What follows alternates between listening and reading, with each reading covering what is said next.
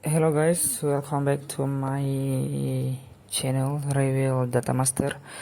Di sini kita bakal analisis lagi data dan fakta terkait timnas Irak yang bakal berhadapan dengan Indonesia di semifinal nanti di Asian Cup Under 23. Di sini gue udah ngerangkum beberapa data timnas Irak yang bisa kita pantau sama-sama ya.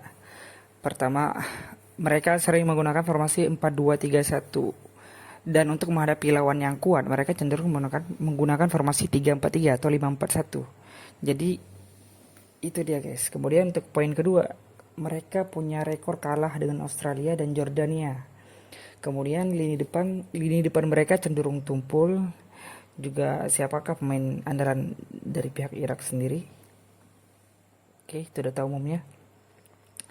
Kemudian kita akan lihat secara statistik.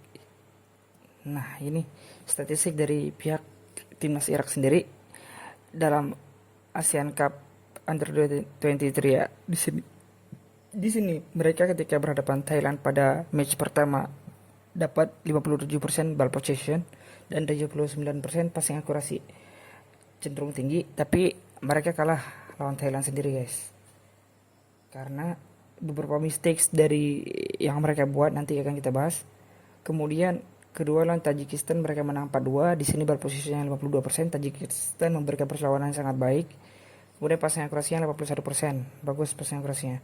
Kemudian lawan Arab Saudi mereka ball possession kalah 37% dan passing akurasinya 71% dari pihak Irak sendiri.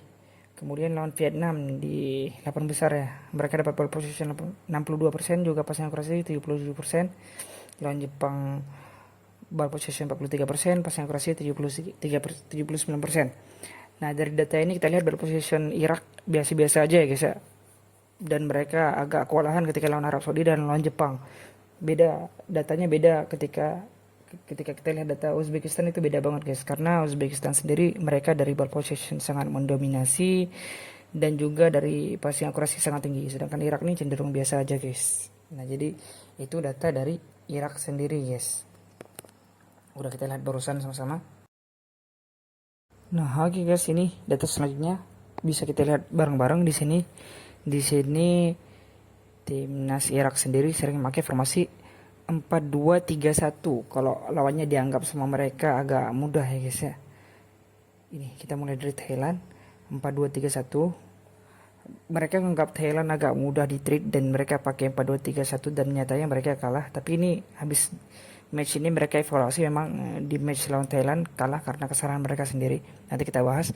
Kemudian ketika lawan Tajik mereka nggak bisa nge-handle Tajik dengan baik, mereka pakai 4-2-3-1. Kemudian mereka lawan Saudi, mereka beranggapan lawan Saudi agak berat, jadi sebenarnya mereka pakai 5-4-1 ataupun 3-4-3. Nah, di sini di Google datanya 5-2-3-1. Ini salah guys, karena di gameplay dan formasi di lapangannya itu 5-4-1 atau 3-4-3, yang mana nomor 5 ini masuk ke barisan pertahanan, barisan back ini. Dan ini nomor 14 di posisi 5. Jadi 5 turun ke belakang, 14 di posisi 5. Jadi 5-4-1 agak bertahan. Kemudian ketika lawan Vietnam mereka ini bukan 4-4-2 guys. Ini 4-2-3-1 jadinya.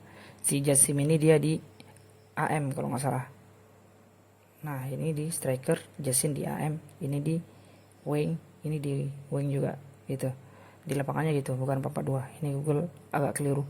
Kemudian di ketika lawan Saudi juga nih guys.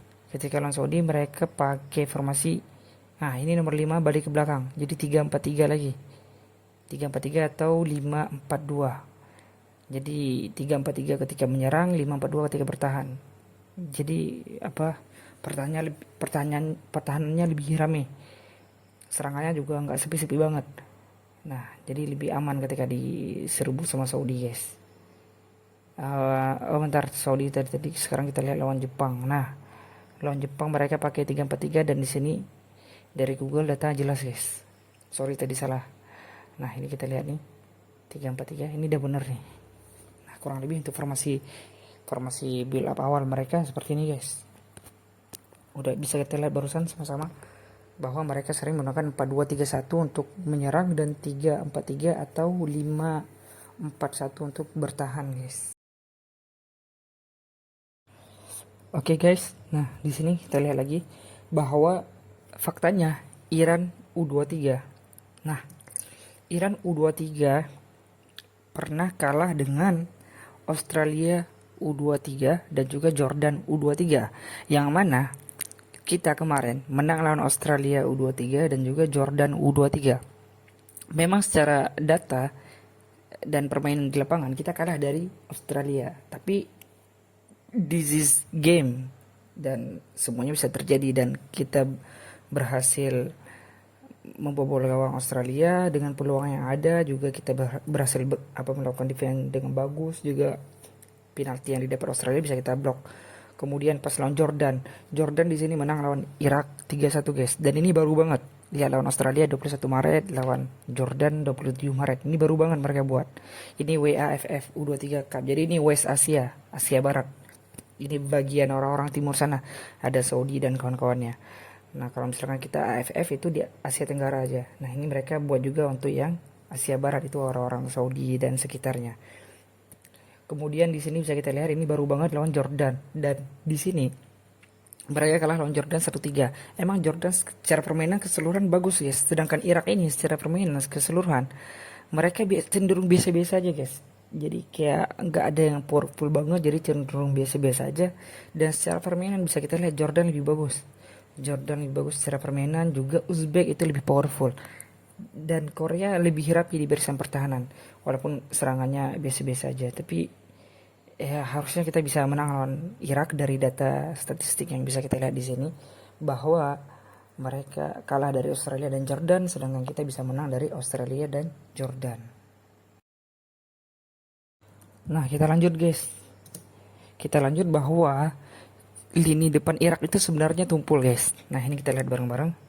Ini mulai dari kedalaman skuadnya, mereka cenderung banyak mainin pemain yang sama, guys. Jadi mereka jarang ganti-ganti pemain, kecuali emang benar-benar butuh atau udah mau perlu diganti. Dan yang pemain yang bisa dipakai untuk mengganti itu nggak banyak, guys. Contoh di sini bisa kita lihat 2-3 main 5 game, 5 game, dan ini ada yang 1 game, guys. Ini jarang. Jadi ini ada yang 5 game, 4 game. Jadi perbedaannya sangat dominan ya. Lini tengah juga ini ada yang 5-5-4. Kemudian di lini serang justru yang sering digonta-ganti. Karena apa? Bukan karena mereka bagus, tapi karena lini serangnya cenderung tumpul, guys. Makanya sering coba-coba. Ini 19 contohnya, 19 3 game. Dia dicoba gagal. Nomor 15 4 game dicoba gagal juga, 18 dicoba gagal juga, 9 dicoba gagal. Jadi memang komposisi lini depan mereka cenderung tumpul. Jadi nggak ada komposisi yang cocok untuk dapat menghasilkan gol dengan baik dan benar. Nah, kemudian ini bisa kita lihat dari data, di antara para pencetak gol ini, guys, memang nomor 7 ini 3 gol, tapi 3 gol yang dia dapat ini semuanya dari hasil penalti, guys. Sedangkan para pemain penyerang mereka ataupun striker murni yang di tengah ini gak ada yang bisa cetak gol, guys. Nomor 17 ini wingback kanan, nomor 23 ini wingback juga, antara kiri atau kanan dia bisa dua-dua. Nomor 13 ini back tengah malah. Nomor 11 ini gelandang tengah, guys. Jadi strikernya benar-benar tumpul, guys. Ini Adi Jasim, dia dapat 2 assist. Dan nomor 15 ini pemain tengah kalau pemain bertahan kalau nggak salah. Pemain tengah. Lupa gua. Pokoknya nomor 15 ini 1 assist.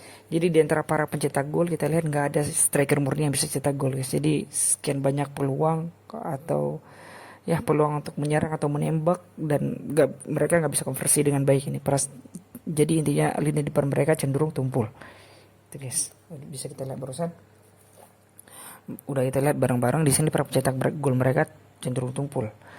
Nah, ini kita lihat lagi dari Google sendiri.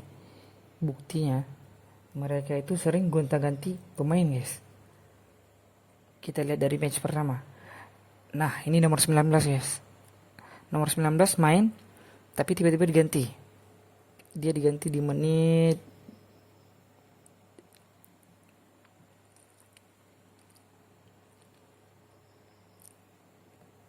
bentar, ini agak susah carinya, guys. Jadi dia diganti dengan si kawan nomor 15. Nah, 15 itu striker. Kemudian di sini 15 justru yang main inti ketika lawan Tajik. Emang 15 lebih bagus daripada nomor 19. Tapi nomor 15 juga diganti nomor 19. Artinya apa? Nomor 15 pun harus diganti juga. 15 ganti 9, ganti lagi nih. Ini ganti nomor 18. Dicoba lagi striker lain nomor 18. 15 masih lebih baik dari 19, dipakai lagi inti, kemudian dicoba nomor 18, diganti nomor 18. Ini di match ketiga lawan Saudi. Kemudian di match keempat lawan Vietnam, 15 masih inti karena emang 15 lebih baik daripada 19 tadi kayak kita bahas. Kemudian diganti lagi dia sama nomor 18, masih dicoba dan 0 gol daripada striker. Kemudian juga di match lawan Jepang 19 pemain utama, diganti dengan nomor 9, dicoba nomor 9. Gagal lagi, nggak ada yang bisa cetak gol. Bahkan ketika lawan Thailand guys, ini kita lihat statistiknya, mereka dapat shot 23, on targetnya 5. Dari on target 5 nggak ada yang gol guys. Dari shotnya 23 mungkin ada yang melayang segala macam atau di blok. Dari shot on target dapat 5, 5-5-nya nggak ada yang gol. Kemudian pas lawan Tajik kita lihat berapa. Pas lawan Tajik dari sini lumayan baik, tapi karena Timur mereka bagus ketika lawan Tajik, udah berbenah mereka dari game pertama. Kemudian pas lawan Saudi,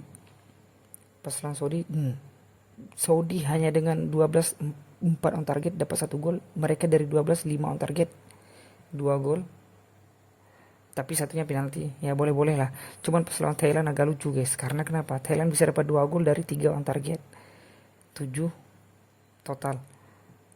Kemudian pas lawan Vietnam kita lihat, pas lawan Vietnam sendiri dari lapangan, lihat ini aneh banget guys, 18 shot mungkin ada yang melebar dan di blok, 8 on target hanya 1 gol dan itu pun penalti guys. Penalti guys, aduh, penalti 8 on target cuma 1 gol dan itu pun penalti guys. Kemudian pas lawan Jepang guys, kita lihat pas lawan Jepang mereka 11 shot on target, 3 shot on target, 11 total shot, dan mereka 0 gol. Ya wajar karena emang Jepang mau dominasi dan mereka main sangat bagus. Jadi itu sekilas terkait dengan apa ya, dengan tumpulnya lini depan mereka guys. Oke guys, sekarang mari kita lihat siapa pemain andalan dari Irak sendiri. Nah ini dia para pemain andalan yang udah gua rangkum. Sebenarnya nggak top banget pemain mereka, cuman biasa aja. Cuman bagi Irak sendiri mereka dominan dipakai dan menjadi pemain inti di sana. Contohnya pertama ada Ali Jassim. Ali Jassim ini build up serangannya bagus, dia sangat objektif. Dia merupakan pemain Irak dengan gaya bermain, dia bisa bermain di sayap ataupun di gelandang serang, dan dia cenderung dominan lakuin penetrasi juga. Jadi dia di sayap kiri itu juga agak sedikit berbahaya, dan dia juga aktif di timnas senior Irak. Kemudian kita lihat ada Karar nomor 14. Nah dia ini salah satu pemain yang bertahan dan menyerangnya bagus guys. Dia kerja keras, etos kerjanya bagus. Kemudian ada Muntadir ini pemain yang bermain di liga utama Iran dan dia termasuk pemain aktif, pemain inti, dan dia juga sebagai kapten dan jenderal lapangan tengahnya timnas Irak. Kemudian ada Saadun ini wingback kanan yang sering melakukan penetrasi ke depan, maju, dia bantu serangan ke depan bersama dengan winger. Dia sering maju menyerang dan ninggalin pertahanannya, dan untungnya ketika akan berhadapan dengan Indonesia nanti kayaknya dia dapat akumulasi kartu kuning dan dia absen kayaknya. Jadi selama 5 match dia nggak tergantikan guys. Dia inti selama 5 match yang dilakoni Irak. Dari 5 match yang dilakoni Irak dia inti nggak tergantikan. Jadi dia hanya tergantikan ketika akumulasi kartu nanti ketika berhadapan dengan Indonesia. Jadi satu keuntungan di lini serang bagian kiri Indonesia nanti. Itu kurang lebih pemain andalan yang dimiliki oleh Irak ya guys. Jadi mungkin ini aja untuk gambaran umum ya. Ini untuk gambaran umum seputar gameplay timnas Irak. Buat kalian yang punya gambaran atau pandangan sendiri yang udah kalian analisis, kalian bisa komen di bawah. Juga kalian bisa bantu share, subscribe, komen, dan like video ini kalau kalian suka, biar gua terus upload konten-konten analisa data dan fakta seputar timnas, seputar lawan timnas tentunya. dan thanks for watching.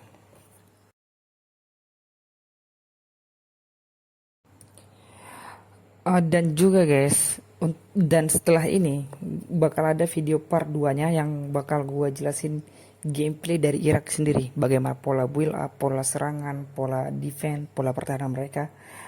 Dan nanti bisa kita lihat bareng-bareng. Setelah ini gua bakal lanjut part 2-nya. Thanks for watching.